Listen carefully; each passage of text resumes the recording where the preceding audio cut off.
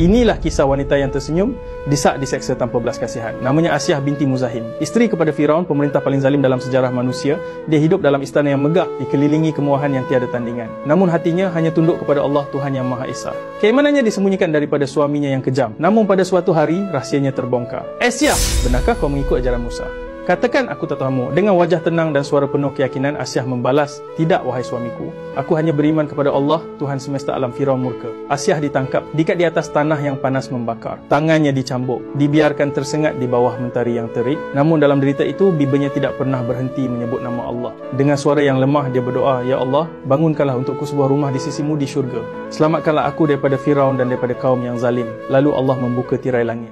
Asyah dipertontonkan rumahnya di dalam syurga. Air matanya mengalir namun wajahnya tersenyum. Senyuman yang penuh ketenangan, penuh cinta kepada Tuhannya. Firaun yang melihat senyuman itu menjadi semakin marah. Tenteraku, angkat batu itu, hancurkan tubuhnya. Namun sebelum batu itu sempat menghentam, Allah mencabut nyawanya dengan penuh rahmat. Asyah wafat tanpa merasa sakit. Batu itu hanya menghentam jasad, bukan jiwanya. Dan Allah memuliakan Asyah sebagai salah satu wanita terbaik yang akan menghuni syurga. Kalau kamu benar-benar sayang kepada Rasulullah SAW, tekan butang suka sekarang dan tulis di ruangan komen, Allah Maha Besar.